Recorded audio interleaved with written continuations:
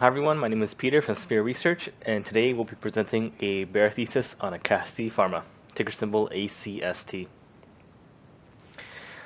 So just another quick background on me, for those of you new to the channel. We were very happy to see the reception to our first ever YouTube video last week on Agile Therapeutics.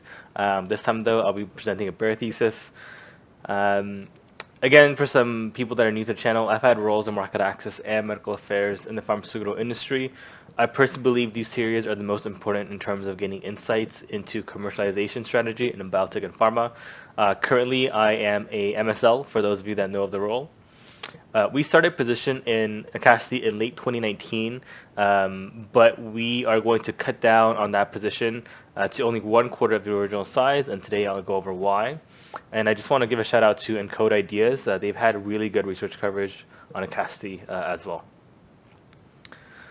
So Acasti, they are developing a krill-based omega-3 product called Capri. These prescription omega-3 products have made waves in the cardiology space in 2019, especially with the release of the landmark Reduce It trial. It really does have a big impact. I have colleagues who they work in hospital settings, and they've said that this will change their practice.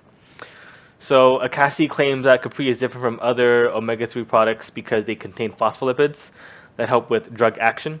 I'll leave the nitty-gritty scientific details out for this quick summary video, but they do have 3 catalysts coming up in Q1 of 2020. The first one is data release of Trilogy 1, which is their main phase 3 trial done in the US. This was to be before Christmas 2019, and it was reiterated by CEO Pierre Lemieux in late November, but it was recently delayed to January, and this was a big confidence hit for us, and we'll go into why. The second one is data release from Trilogy 2, which is identical to Trilogy 1, but it took place outside of the US in places like Canada and Mexico. And finally, there's secondary endpoints by the end of Q1 2020. So notably, eyes will be on HbA1c reduction, which is a marker for long-term blood sugar reduction.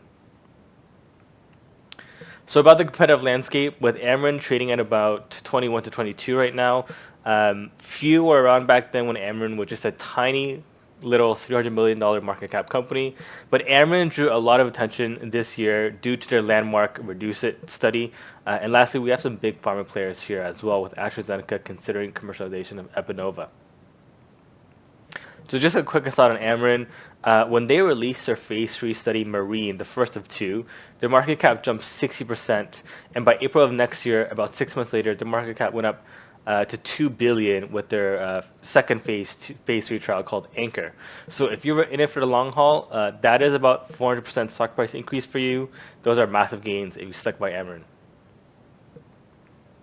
So about the drug itself, Acasti's Capri, in the best case scenario, there is an opportunity for Capri to carve out its own niche. It doesn't have food effects, so you don't need to be taking it with food to increase absorption. Its HCl effects do seem to be positive. But mainly, I think what's interesting here is we may see some benefits here for HbA1c reduction. So for those of you not to know, this is long-term blood sugar reduction for diabetics. So there may be some benefits for prevention in pre-diabetics, but just a hypothesis for now, and we'll see in the future. So if you start a position now in Acasti, best case scenario, if Acasti can follow a similar trajectory laid out by Amarin, we may see a possible 400% opportunity here within the first half of this year. However, you guys will have noticed they were supposed to release Trilogy 1 before Christmas of last year, and they released a PR December 23rd that the Trilogy 1 top-line results were delayed until January 2020. So our bear thesis begins. Now, that day, it was quite a big day for holders of Acasti. You'll notice here a huge sell-off around the afternoon, the early afternoon, where it went from about it hit a high of 3.08 that day. It went from about 2.9 down to, I think, 1.18 in a matter of about 10 minutes. So there were fears that there was a leak for the data. People panicked. There was a lot of sell-offs. And so there's several hypotheses that we have as to what happened that afternoon. Okay, just want to go over the press release first. So it wasn't until 9 p.m. that night that Acasti finally released PR. They noted that the Trilogy 1 results were postponed for an unexpected delay in data processing and transfer. So it'll be delayed until January 2020. Interestingly, though, they also noted that secondary endpoints will also may now be reported with top-line results. Could this have been a move to strengthen their top-line data release? We're not too sure. So our bear thesis begins. I think there's two possibilities here. The first one is low likelihood, in my opinion, is a bear raid. And so we see this with some biotech stocks before an expected jump as a way for institutional investors or market makers to jump in before a significant catalyst. But we don't think this was the case for Acasti. Possibility two, which is much more likely in my opinion, was there was a leak from internally, an internal leak that bad news was coming. The sell-off assumed that bad news was due to that not being great or even missing endpoints, and so the volatility halted Acasti trading 4 times that day until finally a T1 halt due to pending news. Now, I think the leaker did not know what the news actually was. It just turned out that the news was a delay and not have anything to do with the data itself.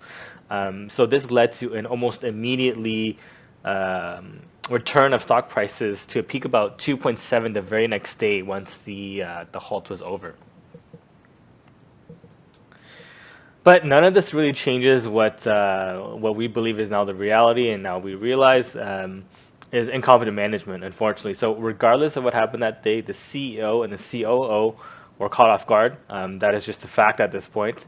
I just want to be clear here. It is not possible for the CEO and CEO to not know of this delay the week before, at least. The data company that they work with, they will not go to the company the day of or the day before on the Monday and tell them, look, we're not going to have the data ready. That's just not going to happen when their customer is Acasti. Data delays do happen, though. I have personally seen this with data delays up to 2 months.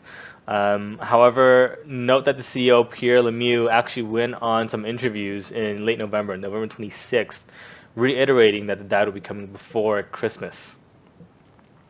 So furthermore, even though they knew that the data delay was happening, they still did not prepare the PR and weren't planning to release PR on this. The T1 halt just forced their hand. The T1 halt started at 1:30 p.m. And PR wasn't put together and released until very well into the night, around 9 p.m. They were still scrambling because they were forced to release this sooner than they had expected. Honestly, this might sound a little bit harsh, but this is just terrible management and being unprepared. And I'll be honest, if I were at this company and they had a director of public relations, that guy would have been fired for this. So in conclusion, I want to be clear here. Our faith in the drug itself remains unchanged. We believe that this will hit at least the primary endpoints, possibly leading to a little pop on data release. However, our faith in management has been irrevocably damaged. And I want to point out, this does not mean that they don't know how to market the drug or commercialize the drug. This does not mean they don't know the competitive landscape or how to take Capri into the future after FDA approval. This does mean the investors cannot be trusted to think about the investors when things like this happen. If you had a position and the drop caused you to lose thousands or tens of thousands just because the management refused to notify about the delay in a timely manner and they kept it hidden and were wholly unprepared for the fiasco that day, how would you feel, right? We also believe that their cash reserves may temper the pop after that release in January, and they actually had an at-the-market offering in November. So if they really were truly confident, I would imagine they would have delayed the at-the-market offering for Q1 2020. So as such, we've reduced our position in Acasti by 75%. We still intend to hold our remaining position through the end of Q1 for secondary endpoints. And finally, just want to end off with the research disclaimer again. As I said, we do hold shares of Acasti. We don't advocate entering or exiting positions based on this short video. We strongly encourage you to do your own research here. We are looking to create longer and longer videos, possibly over 10 minutes, with very in-depth research for these biotech and pharma companies. So let us know what you think. I know for Agile we presented a bull thesis. Here we present a bear thesis. Let me know your opinions. Thank you all very much.